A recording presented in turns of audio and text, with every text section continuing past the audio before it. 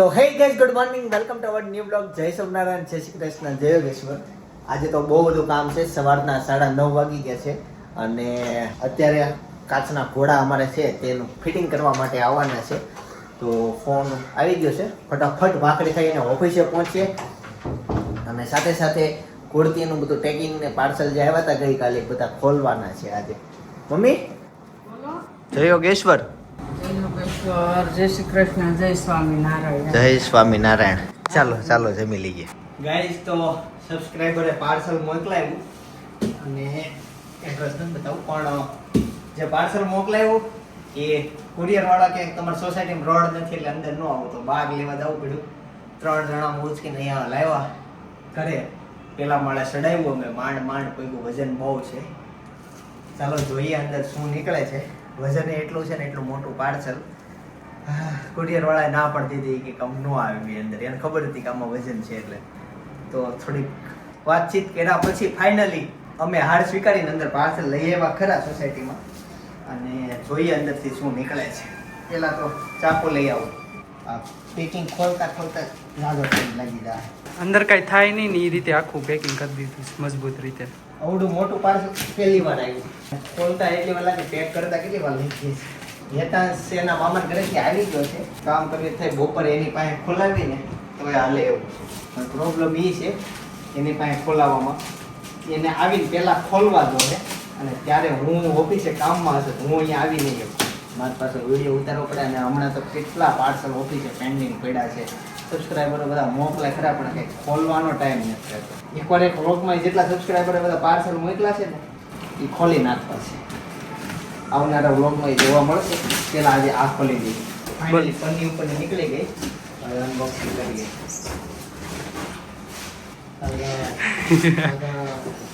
કાગળ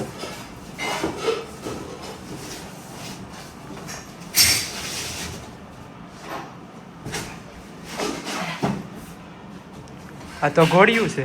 ખોલી છે. આ છે પાયા, જેનો વજન બહુ છે. અચ્છા, ઘોડિયા પાયામાં ઓલું સ્ટીલ હોય ને એનું વજન છે.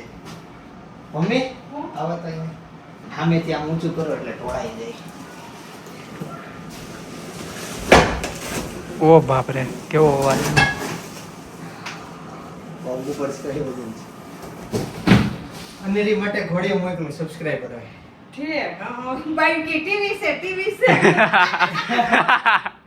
ટીવી લાવ્યા કુસુમાશી બધા પૂછે. આ જ્યારે શનિવાર લઈને આવતા હતા તે કચરા લારી આવી એટલે કચરાની ગાડી એટલે બધા સોસાયટી આખીને નાખવા જતી હતી. અમે 3 જણા ઉચકીને લઈને આવતા હતા. અમારા ઘર ટીવી નથી એટલે બધાને એમ જ લાગે આ તો નવીન છે હો ઘોડિયું. કેવું જોતો? હા? અરે વાહ.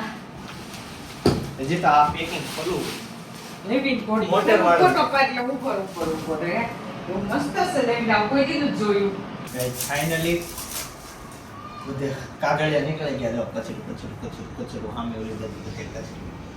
અને હવે આને આપણે ફીટ કરીએ. થોડી ઘણી મહેનતો પછી ફાઇનલી અનેરીનું ઘોડિયું ફિટ થઈ ગયું છે અને બધો કચરો સાફ કરીને અત્યારે અનેરી તો છે નહીં, એને રસી મુકાવવા માટે ભાભી અને સપના બી ગયા છે, પણ અમે અત્યારે તકિયા અંદર મૂકી દીધા છે કેમ કે આમાં વજન હોય ને તો જ હરખું ચાલે છે. આ એરા મેળવવા નથી અમારે ભૂલ થતી હતી એટલે થોડીક વાર લાગી ગઈ, પણ ફિટ થઈ ગયું અને કમ્પ્લીટ શરૂ છે. હવે અનેરીને મજા આવશે. નવા ઘોડિયામાં અહીંયા ફેરા કરે ને એટલે એને હોવાની મજા આવે. આ પોળો છે અને સાઈડ લુક વાળું છે. સાઈડમાંથી છે ને અનેરી બહારનું જોઈ શકે અને મચ્છરદાની આવે ઉપર જવો. ગાઈસ, તો અત્યારે હું અને ભાઈ અમે મોટા વરાછામાં ગાંઠિયાના પ્રોગ્રામમાં જવા માટે નીકળી ગયા છીએ. મસ્ત લોકેશન ઉપર પ્રોગ્રામ છે. બિલ્ડિંગના ધાબા ઉપર ગાર્ડન બનાવ્યું છે અને એમાં ગાંઠિયાની મોજ લેવાની છે. તો વિડીયો જોયા કરજો, હું લોકેશન બતાવું. ટેરેસ ઉપર ગજેબોય છે. તો મોંઘા બિલ્ડિંગોમાં આવું બધું હોય. જઈએ, આનંદ લઈએ. અને અત્યારે તાપી નદી એમ જ ઊભા છીએ, પવન ખાઈએ છીએ, ઝલક આવે છે એટલે પછી અમે સાથે નીકળશું. તાપી નદીમાં મારે પાણી બતાવું છું પણ અંધારું છે. જેની કંઈક સારું થાય ત્યાં પુલમાં લાઈટો મૂકશે ને નદીમાં પાડશે, લુક સારો આવશે તો એ બતાવીશ. અને અત્યારે જો મસ્ત ગાંઠિયા છે, મરચા છે, કાંદા છે, સલાડ છે, છાશ છે, જલેબી અને કઢી. વાહ, કઢી નહીં લેવો? કઢી હું લઈશ ને. હા તે હા લઈ લે. ગાઈસ તો થોડોક ત્યાં વિડીયો ઉતારાય એમ નહોતો. ટેરેસ મસ્ત હતું પણ અમે જમીન ગાંઠિયા ખાઈને ઘણું બેઠા અને નીકળી ગયા છે. હેતાંશને રસી મુકાવ્યું તો તાવ અને ઉલટી થાય છે ને વામીને ખાવા મળી, પણ એ થવું જ જોઈએ. શું થયું? અત્યારે હેતાંશને કહું હારે આપણી હારે લેવાનો હતો ને ન્યા ઈ ગાડી હવે ગયો. તો ઈ ફોન આવશે ને તો હમણાં ફોન આવશે. વાહ, લોકેશન થોડુંક બતાવે છે જો કાકી, પણ એ બહુ નથી બતાવવાનું. થોડોક પ્રોબ્લેમ થઈ જાય એમ છે એ લોકેશન થી, એટલે એ નથી બતાવવાનું. પણ અત્યારે અમે જઈએ છીએ તાપી નદી જોવો, ઝાડવા બાડવા જોવો, મસ્ત સરસ મજાનું લોકેશન. હંગામા ક્વોલિટી સ્પેશિયલ હંગામા કુલ્ફી. હાલો કુલ્ફી ખાવા જાય છે. કુલ્ફી કાકાએ કીધું છે કોરોના આવ્યો છે હો પાછો. ઠંડુ કોરોના હા, થાઈલેન્ડ થી આવ્યો છે એમ કહે છે. થાઈલેન્ડ બેંકોક એ 4 દીધા છે. અડી ગઈ. અડી ગઈ છે કે કોને ખબર. નીચે ગાડી અડી ગઈ. જોવો જ. પથરો હતો. પથરો અડી ગયો. નીચે પથરો જ છે, પથરો છે. રિવર્સ માં જોઈ લેવું. કાકા જોય ફાઇનલ કે કાઈ નથી. વજન હતો ને થોડોક અડી ગયું નીચે. એટલી ઊંચી ગાડી અડી જાય નોર્મલ તો. હા ફોન લઈ લ્યો. ગાઈસ આમ બ્રુજ ખલીફા જેવું જોવો. હા વિદેશ જ લાગ્યો. સર્કલ એમ બનાવ્યું છે. સ્મારક કેવું સ્મારક છે કોમેન્ટ કરજો. કેટલો આ ચોમાસાનો સ્મારક છે ને તો મને નથી ખબર હો, અસલીમ નથી ખબર મને એ શું છે. કાકી આજ જ્યાં જમવા ગયા હતા ને લોકેશન બતાવે. એકચ્યુઅલી સુરતમાં જે નવો રિંગ રોડ બન્યો ને ઈ છે. આ બાજુમાં તાપી નદી છે. આ તાપી નદી ઉપર પુલ જાય છે. આ ચોકડી છે. એટલે આમ આ દિશામાં આવો ને એટલે હવે નવું સુરત તમને દેખાય. પુલ હમણાં બન્યો. હા રિંગ રોડ હજી તો અડધાનો તો ઉદઘાટન નથી, બધા શોર્ટકટમાં હાલે છે. સર્કલ કેવા બનાવ્યા જોરદાર. તમે છે ને અસલીમાં વરાછામાંથી મોટા વરાછામાં જેવા ઉતરો ને એટલે એક અલગ જ દુનિયા દેખાય. અલગ જ વસ્તુ રહી છે હવે. અને આમ આખું સિટી હતી એ જ વાત થતી હતી. અલગ જ વસ્તુ દુનિયા છે. નકરી બિલ્ડિંગો ના હતી. અમારે વરાછામાં બિલ્ડિંગો નહીં, બધા સોસાયટી જાજી.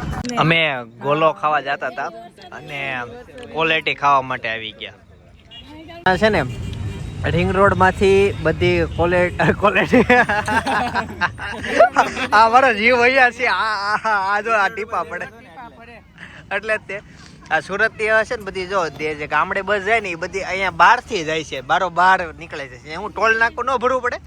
રોજ પડે. આ વેલેન્જા થઈને ન ભરવું પડે. આ બધી જે ટ્રાફિક છે ને ઈ કાપવા હાટું જાય. કામરેજ તો એને કસ્ટમર મળવા જાય, પણ જેટલી બસો ભરાઈ જાય ને એ જો અડધે થી બહાર નીકળી જાય. હવે જે વળી જાય બધી જ વળી જાય ત્યાંથી સીધી.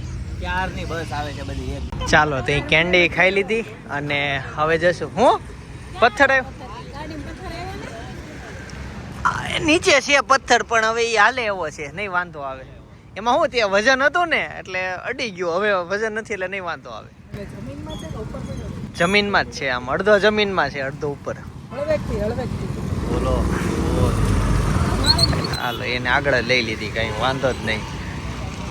જો આ પથ્થર હતો છે, આ અડી ગયો કેમ કે અહીંયા ખાડો છે. હા મોટો છે. એ કંઈક બનાવેલું જ છે એમ. વાળો છે.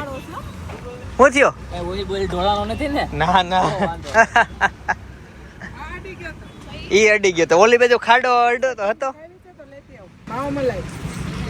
આમ તો અમારે છે ને કિયા બહુ ઊંચી આવે એટલે વાંધો ન આવે, પણ ક્યારે અડતી જ નથી. પણ આજે અડી ગયું, બાકી ક્યારે અડી જ નથી. તો ફાઇનલી કુલ્ફી ખાઈને આવતા રહ્યા છે ઘરે, અને હવે પાર્કિંગમાં જશું. ગાડી મૂકીને ત્યાંથી હાલીને ઘરે જવાનું છે, કેમ કે ટુ વ્હીલ ઓલમોસ્ટ ઘરે પહોંચી ગઈ છે. પપ્પા ટુ વ્હીલ લઈ ગયા હતા, ટુ વ્હીલ લઈને ગયા હતા અને રિટર્ન આવ્યા મોટી ગાડી લઈને. મોટી ગાડી ભાભી લઈ ગયા હતા ને. હા ઓકે, એટલે ભાભીને પછી અમે મૂકતા આવ્યા ત્યારે આખું ગાડી ચેન્જ થઈ કાકી ત્રણેય ગયા હતા રોંડે. હા મોટી ગાડી લઈને.